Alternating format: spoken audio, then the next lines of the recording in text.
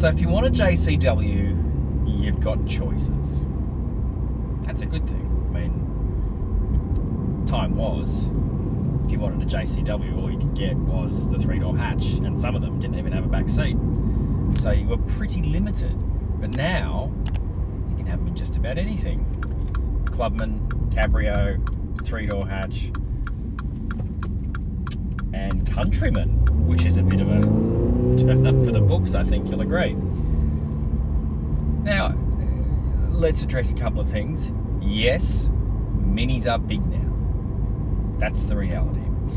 I don't think anyone would enjoy a crash in a mini of old, either now or then. Like, doesn't matter how strong the cars have gotten, I don't think a car that small can crash very well. It is unfortunate, but that is the case. If you are so keen on something super lightweight that will still not kill you in a crash, try a Lotus. If you want a sub-ton, fun-to-drive car, buy a Suzuki Swift. Those are your options. One's more affordable than the other, but still, I think the Suzuki Swift's a dead set rip-off. But it's good fun. Anyway, so the Clubman. Now, this may come as a shock to you, but this is quite a good car. Now, I have driven the non-pure version, which is the John Cooper Works Clubman, and that's on the site. You can read all about that. And I was supposed to drive this car on the day, but things didn't go quite so well. But you will see B-roll from that particular day when you see me driving through the back blocks. It's not actually me, it's B-roll, but you know, we can't always make a bespoke video for you, but this means we make more. So I'm going to try something a bit different this time as a Hilux bears down on me.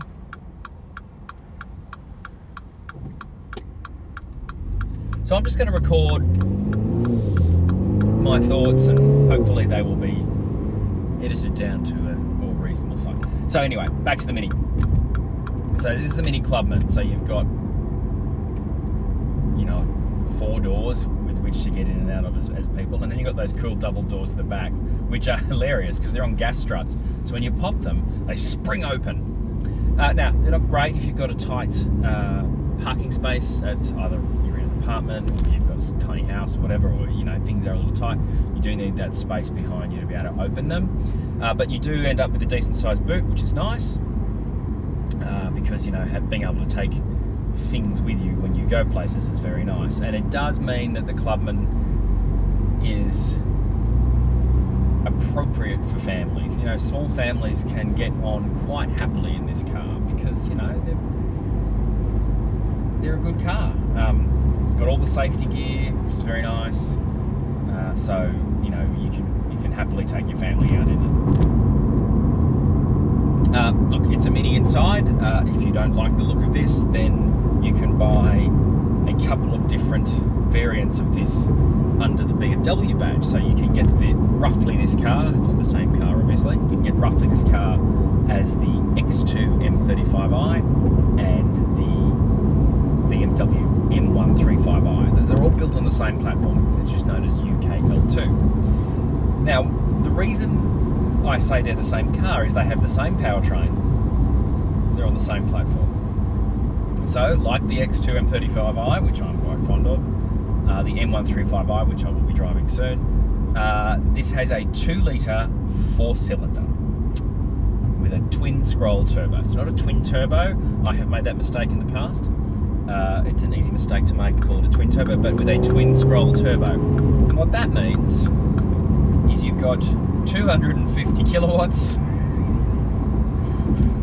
It's a scarcely believable number from such a small engine. I mean, I know they're around, but 250 kilowatts, but also you've got 450 Newton meters of torque.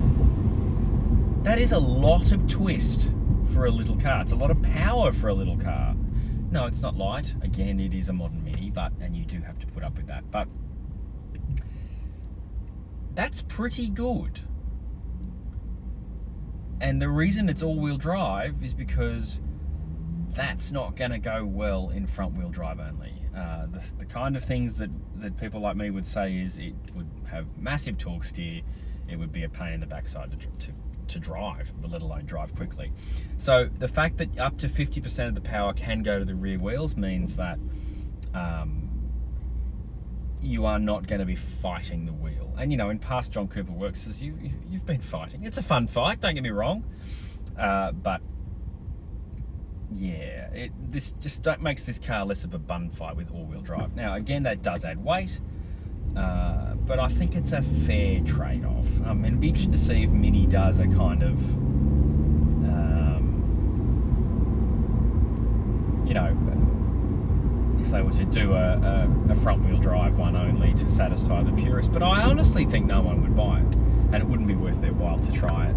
So, yeah, as much fun as it might be, kind of wrestling the Dragon, even if they detuned it a bit, I just think that would be, I think it would be an annoying car with that kind of torque going through the front wheels, and the amount of effort to go to reduce that, you know, would be painful. Now, like the X2 M35i and the other cars, it's got the limited slip diff between the front wheels, which is where it should be, because if you've only got 50% going to the rear, they're really just there as helpers rather than drivers, so the front wheels are doing most of the work. So, you know, if you're being generous, you could say it's kind of a front-wheel drive car anyway. Nah, neither of us believe that, do we? I didn't think you would. You're smarter than that. Anyway, so they are the main technical features, apart from, of course, this 8-speed ahem transmission, which, you know, gets the power through. And I'm quite impressed with this transmission because it does shift very quickly, particularly when you've switched up to sport. You know, a flat to the floor in sport, you know, when you've got pretty lively throttle response, pushing all the power at those wheels, yeah, it shifts really quickly, which is nice. So that's to kind of explain to those who are worried about the absence of the 7-speed twin clutch, that's not really a big deal because it does shift very quickly. And having driven a Cooper S of the Clubman in the twin clutch, I've got to say, this 8-speed is the superior transmission. It also means you can get a shorter packed set of ratios to make sure that there's more fun to be had. So, yeah, look, I think from that perspective, again, actually, I don't even know if the 8-speed is heavier than the 7-speed, because I think that's been one of the reasons that the companies are moving away from twin clutches, that they are quite heavy, because they're quite complex, because you've got to double up on everything. Well, not everything, but, you know, various major components you have to have two of. So, what's the interior like? I really like this interior. This is the Pure, and this is, I think, this is probably going to come as no surprise to you. I think this is the one to get. Here in Australia, the Pure is $57,900. In this spec, it's got the Midnight Blue, which is another $1,000. In February 2020, if you're paying for metallic paint, you need your head red, because there are not enough cars being sold to warrant that, or, you know, not getting lots of stuff thrown in with your very expensive purchase. You know, this is more than $60,000 on the road, so you should expect a little bit more from your BMW dealer when you're buying one of these things. And so the interior is quite nice. I really like the seats. I think they're better than the seats in the other car, in the sense that they've got Alcantara, which is a much grippier material and helps keep you, well, in the car basically, because you can go very, very quickly around corners in this thing. If you've got a window open and you're liable to slide out. Okay, that's probably an exaggeration, but hey, it's funny. Look, it's a Mini interior, so it's got the silly, great big circular dial in the middle. Here behind the steering wheel, you've got the half moon tacho, the full moon speedo. This car doesn't have head-up display, and while I didn't really think that would be an issue, even with the digital display set on the little screen at the bottom of the full moon speedo, I'd like to be able to see the speed up there in front of me, That's probably my only complaint. You can get very comfortable in this. I'm just under 6 feet tall. I'm very comfortable, but I know larger folk have been quite happy in this car, and that's a good thing because you've got tons of headroom. I mean, I've got, 15 centimetres clearance over my head. There is space to push the seat further back. That's obviously going to eat into what's left of the passenger space, but you can get pretty comfortable. I'm very comfortable. I really like these seats. I think they're great, and they're manual, so there's no electric memory or anything like that. I think this is a good cabin as long as you don't mind all the round stuff. And you've got all the mini, stuff like the toggle switches and a USB port down there. You've got the wireless charging pad in the armrest, but it doesn't fit the bigger phones, which is really stupid. This has been a problem for a year. BMW needs to sort this out. If you can't get a big phone in it, it's pointless, because one of the great things about this car is it has wireless Apple CarPlay, which means you don't have to faff around with cables, and you don't have to have that fight with your significant other about where's my cable gone, because you don't need them. But if you've got a bigger phone like I do, and like my wife does, it doesn't fit. It's just an own goal. It's really silly. Bit nitpicky. I think you'll probably agree, but because not everyone has big phones, but I do, and that's the reality. Backseat passengers will be pretty happy. It's pretty comfortable back there until you really start getting on it, or you hit really bumpy roads. I mean, the ride can be a little rugged. It's pretty good when you're in Eco or Comfort mode, but once you switch up to Sport, Green mode, it is mini. Once you switch up to Sport, it's going to get a little rough for them, and that is a big point to make. So because this car has 18-inch wheels and is on the UK L2 platform, Mini can fit adaptive damping, or dynamic damping, or whatever you want to call it, in a car with 19-inch wheels, which the other John Cooper Works Clubman has, and other John Cooper Works Minis have, and the X2 and the M135i have.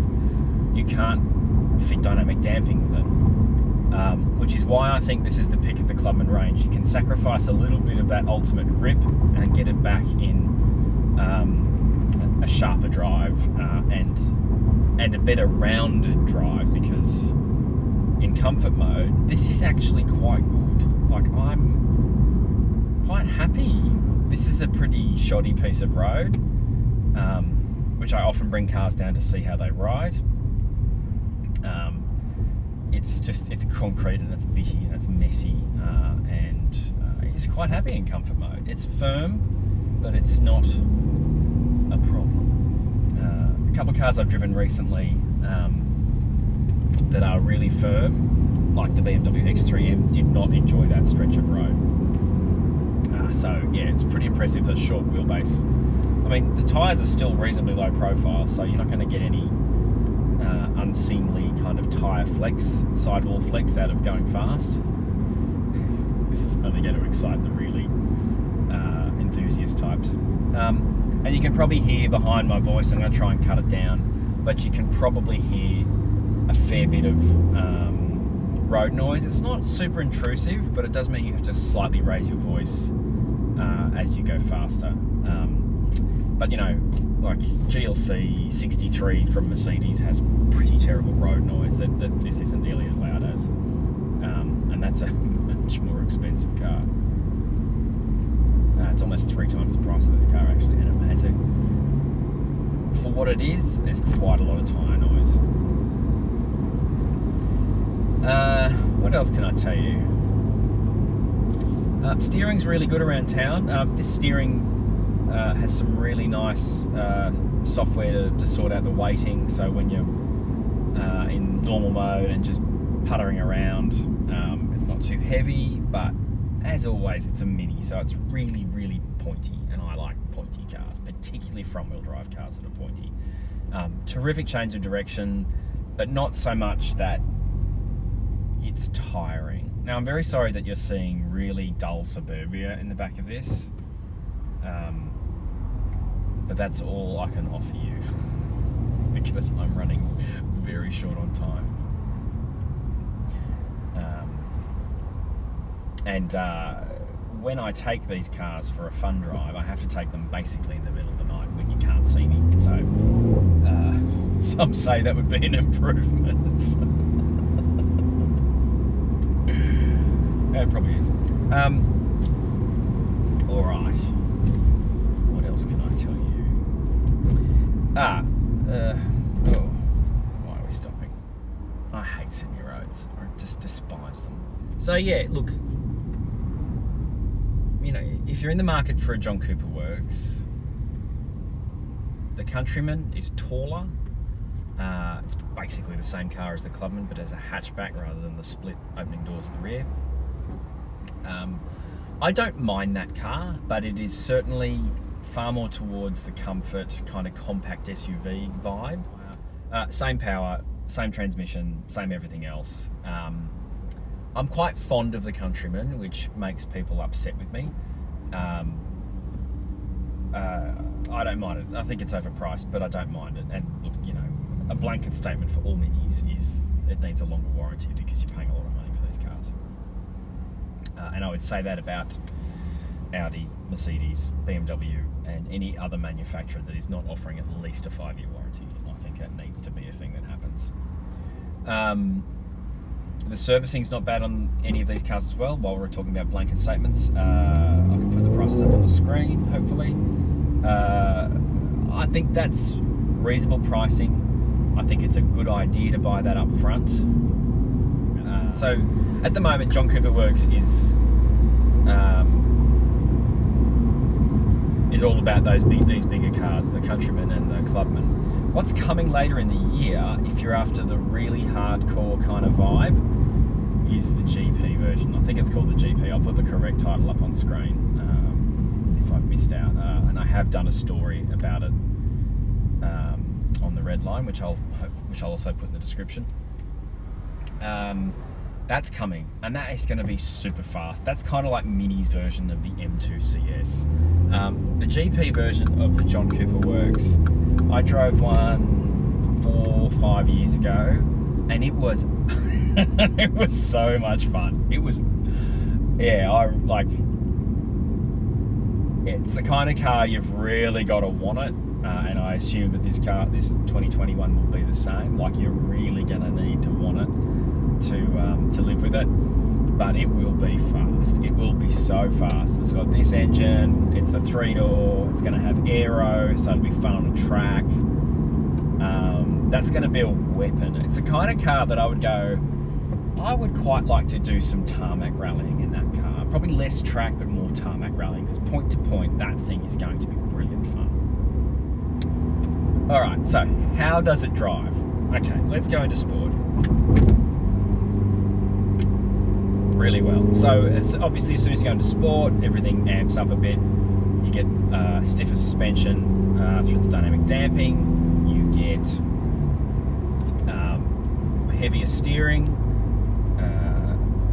Steering's all right. You get a reasonable amount of feel out of it, but you also get some lovely poppity bang out of the exhaust, which I really like. Now, I'm really impressed with the brakes in this car, and I just love the way it turns in like that.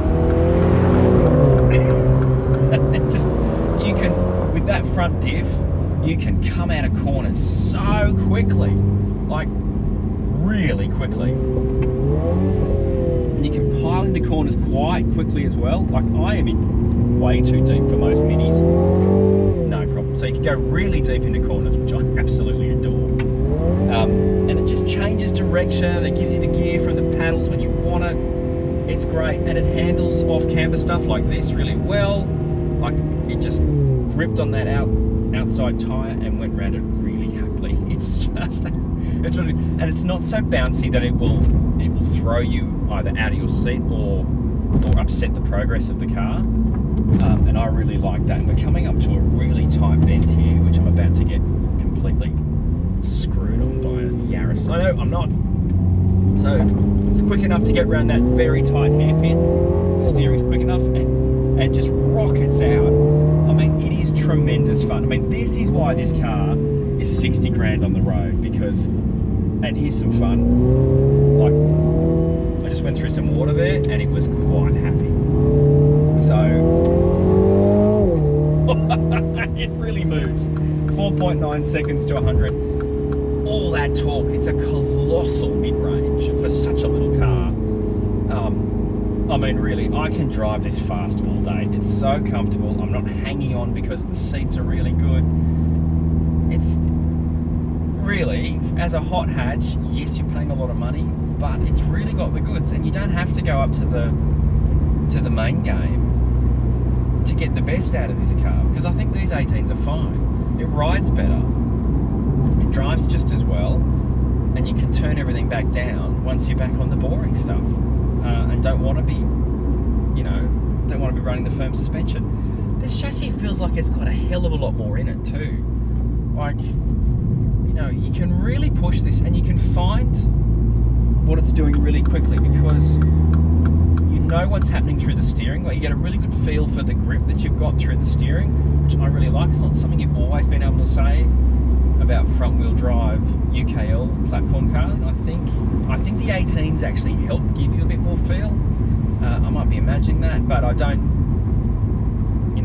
like in the BMW versions of this car and in the 19-inch wheeled version of this car, I just don't feel you quite have that feel of what's going on. Generally speaking, it's not going to give you the kind of communication that some other cars can give you. But it's enough. It's enough. So yeah, look, I like minis. I always have. I even like a manual 1.5 litre. I even like a 1.5 litre manual, because it's got it's just got that sparkle in the chassis that can make a dull drive interesting. And I think that's what the Mini does. It does make dull drives interesting, but at the same time, when I first drove these cars, obviously not this particular one, it's the first time I've driven the Pure. When I first drove these, we were able to bomb along the freeway. Yes, it had a little bit of tyre noise coming through, which that bit would be tiring, but if you've got someone to talk to, that noise just kind of fades away in the background, and it's quite manageable. I've really enjoyed driving this over the last week, and I enjoyed driving it the first time, but yeah, I think this Pure is the one to go for. It's a lot of fun. I kind of feel like the GP is going to be like the Audi S1 was. It's probably going to be almost too much, whereas this you can use as an everyday car. Okay, you can't have 6-footers in the back, but very few people are often carrying people that large in the back. By the time teenagers are 6 foot tall, they're rapidly moving towards driving themselves around. But yeah, I really like this. And my wife, who's really not a fan of the way Minis ride or drive, I'm not going to say she likes this car, because I'll get into trouble because she doesn't. But it doesn't annoy her. She said to me, this car really wants me to like it, and I could almost be persuaded. But there was a couple of things about it she didn't like. A couple of things which were fixable, and I did fix, one of them being the digital speedo. But she's coming around to Minis because they used to have quite a distinctive kind of bounce to them, and that seems to have been tuned away a bit. Like, it's still, that detectable bounce is still there, but it's been tuned away a little bit to make it a bit more friendly. So, should you buy this car? If you like minis, modern minis, you're obviously going to be looking at this. If you're tossing up between something like an A35, possibly even an A45, or an Audi S3, and there is an SQ2 coming. Be interesting to see how much that's going to be. You may even be looking in the Audi RSQ3, although that's got the 5-cylinder, which is a lot more powerful. You could also be cross-shopping this with X2 M135i. Later in the year, the BMW M235i, which is a sedan. You might be cross-shopping this with other, S3. What else could you be looking at? Audi yep, there's probably not much else that's kind of in this ballpark. And the ballpark I'm talking about is fairly wide. I mean, those other cars are 10, 20, 30 grand more than this. No, this isn't as fast as an A45, but I find the A45 to be a little... Well, the outgoing car, I haven't driven the new one, obviously. I find that to be a little bit like the GTR, the Nissan GTR, where it's just kind of shut up and hang on and I'll do the rest. I mean, scorchingly fast and fun in its own way, but that is not a car that I'd want to take tarmac rallying, for instance. It would be okay on a track, I think. But yeah, I would take this tarmac rallying. Would I take an X2 M35i? No. I think it's a terrific car and it is enormous fun, but not as good as this. For if you're looking for driving, I haven't driven the M135i yet, which may be closer in character and performance.